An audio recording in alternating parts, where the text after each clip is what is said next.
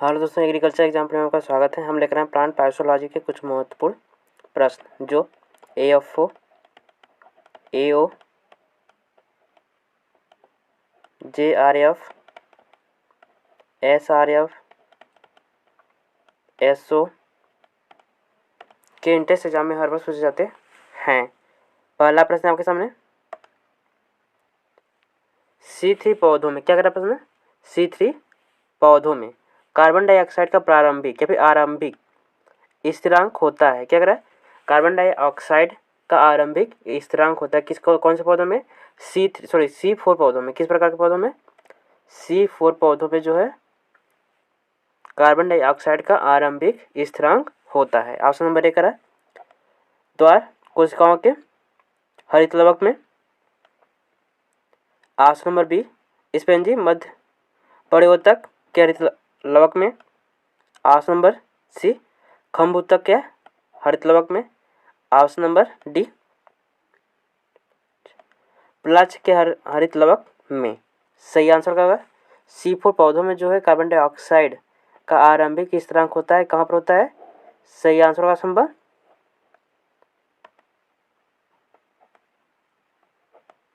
B. Option number B सपंजी बड़े मध्यतक के हरित लवक में होता है। सही आंसर ऑप्शन नंबर सी। सही ऑप्शन नंबर बी। अगला प्रश्न है, कौन सा एंजाइम, क्या कर प्रश्न, कौन सा एंजाइम पृथ्वी पर सर्वाधिक मात्रा में पाया जाता है? क्या कह रहा है? कौन सा एंजाइम है जो पृथ्वी पर सर्वाधिक मात्रा में पाया जाता है?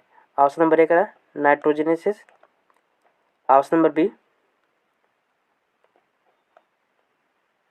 Invertase. Option number C catalase. Option number B rubisco. सही आंसर होगा ऑप्शन नंबर डी। कह रहा है कौन सा एंजाइम जो है पृथ्वी पर सर्वाधिक मात्रा में पाया जाता है? सही answer option number D rubisco. अगला प्रश्न है, निम्नलिखित में से निम्न में से किसमें PEP कार्बोलिक्स RUBP कार्बोलिक्स परिमोदितक कोशिकाओं के हरित लवक में पाए जाते हैं? ऑप्शन नंबर ए करा CAM। Option number B C4। Option number C C3। Option number D CAM और C4। सही आंसर क्या होगा? Option number A. Option number A CAM। अगला प्रश्न है, उच्च पादपों में क्या करा? उच्च पादपों में कार्बन डाइऑक्साइड कार्बोहाइड्रेट का स्थानांतरण होता है। क्या करा प्रश्न?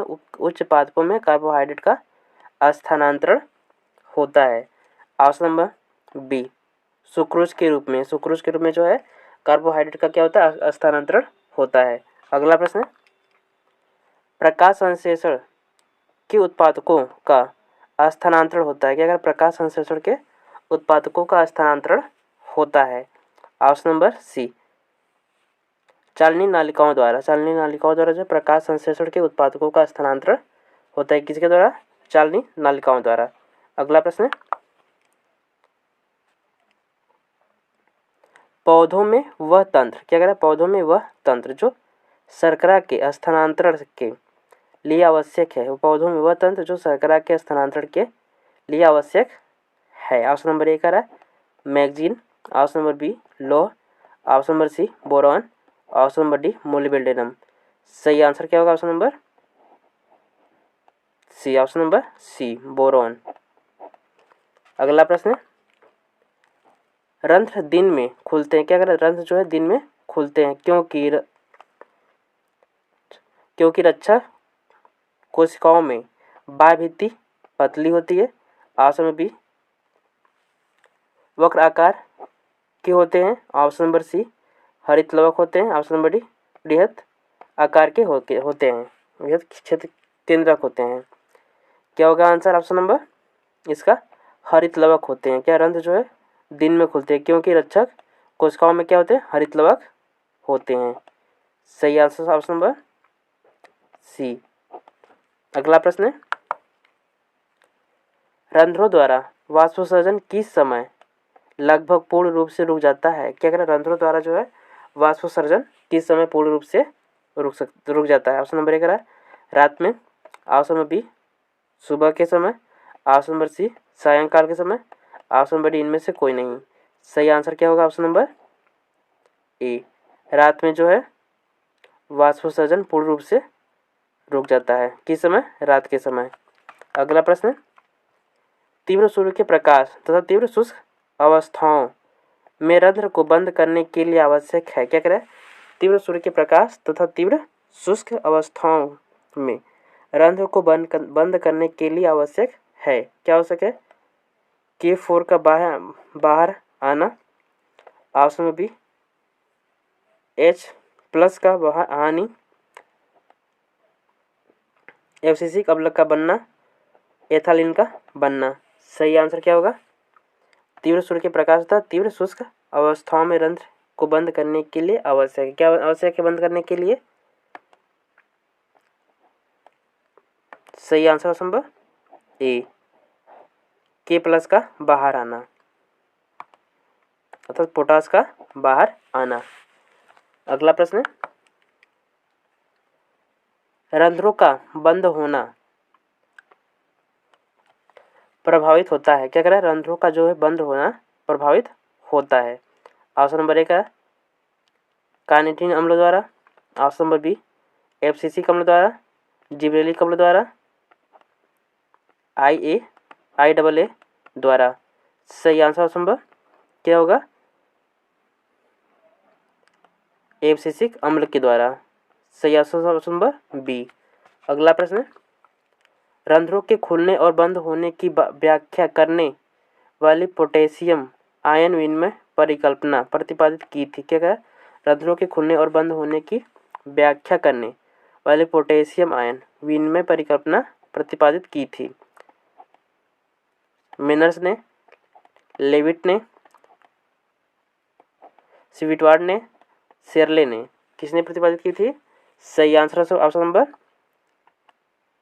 B, option number B Levitt ने प्रतिपादित की थी। किसने प्रतिपादित की थी? लेविट ने, ऑप्शन नंबर बी। अगला प्रश्न, सर्वाधिक वाष्पोत्सर्जन होता है? क्या करें, सर्वाधिक मात्रा में वाष्पोत्सर्जन होता है किस मृदा में होता है? सर्वाधिक मात्रा में वाष्पोत्सर्जन मरुद्भिद मृदाओं में होता है। मरुस्थलीय मृदाओं में जो है सर्वाधिक मात्रा में वाष्पोत्सर्जन होता है। अगला प्रश्न, पौधों में क्या करें, पादपों में या फिर पौधों में वाष्पोत्सर्जन की दर निर्भर होती है प्रकाश व ताप पर, ताप व मृदा पर, प्रकाश ताप वायुमंडलीय आर्द्रता एवं वायु पर, वायु ताप एवं प्रकाश पर। सही आंसर क्या होगा? Option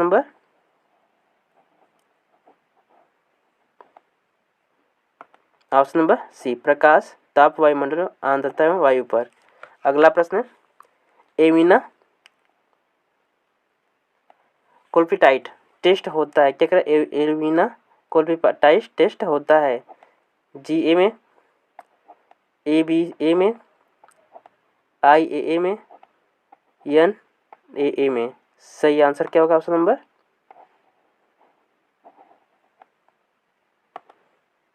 C, option number C, IAA में। आनुवंशिक रूप से बोने पौधे की लंबाई में वृद्धि होती है? क्या करें, आनुवंशिक रूप से बोने पौधे की लंबाई में वृद्धि होती है जिब्रेलिक अम्ल से? क्या आनुवंशिक रूप से जो बोने पौधे की लंबाई में वृद्धि कब से होती है? जिब्रेलिक अम्ल के द्वारा। अगला प्रश्न, संश्लेषित ऑक्सीन पदार्थ की उच्च सांद्रता करेगी अपरनाशक, कलिका वृद्धि, कोशिका विभाजन नियंत्रण, जड़ संपुटन प्रेरण। क्या करेगी? संश्लेषित ऑक्सीन पदार्थ उच्च सांद्रता करेगी। क्या करेगी? सही आंसर क्या होगा? ऑप्शन नंबर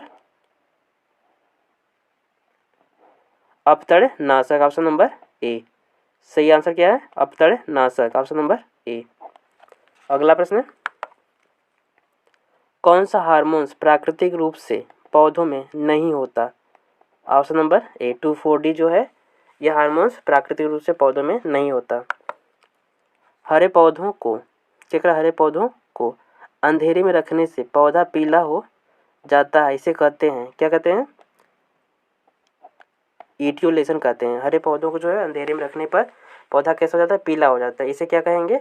इटियोलेशन कहते हैं। सही आंसर नंबर सी। अगला प्रश्न,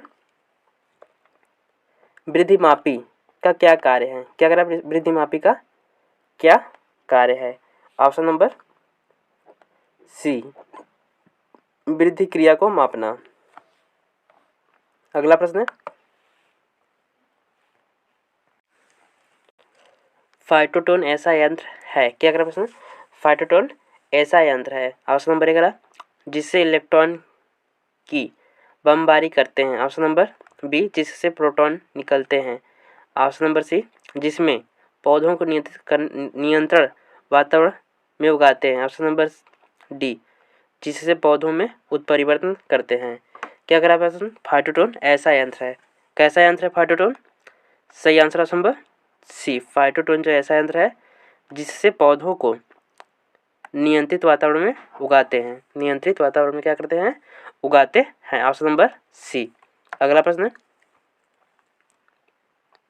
पौधों में प्रकाश का क्या कार्य है? क्या कार्य प्रश्न? पौधों में जो है प्रकाश का क्या कार्य है? सही आंसर होगा ऑप्शन नंबर डी, उपरोक्त सभी। यह प्रकाश संश्लेषण के लिए आवश्यक है, यह वृद्धि एवं गति को नियंत्रित करता है, यह हार्मोन्स के वितरण में नियंत्रण करता है। सही आंसर सभी ऑप्शन नंबर डी, उपरोक्त सभी आंसर जो है सही, ऑप्शन सही है। अगला प्रश्न, सर्वप्रथम जिब्रेलिन को किसमें खोजा गया? क्या कह रहा है? सर्वप्रथम जिब्रेलिन को जो है किसमें खोजा गया था? ऑप्शन नंबर ए, शैवाल में, ऑप्शन नंबर बी, कवक में, ऑप्शन नंबर सी, जीवाणु में, ऑप्शन नंबर डी, उच्च पादपों की जड़ों में। सही आंसर क्या होगा? ऑप्शन नंबर बी, कवक में खोजा गया था। किसमें खोजा गया था? सबसे पहले जिब्रेलिन को कहाँ पे खोजा गया था? कवक में खोजा गया था। सही आंसर ऑप्शन नंबर बी। अगला प्रश्न,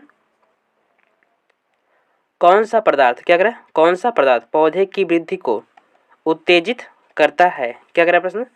कौन सा पदार्थ है जो पौधे की वृद्धि को उत्तेजित करता है?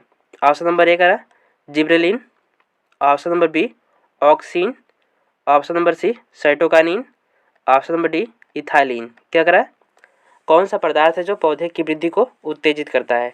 Gibberellin, auxin, cytokinin, ethylene. सही आंसर क्या होगा? Option number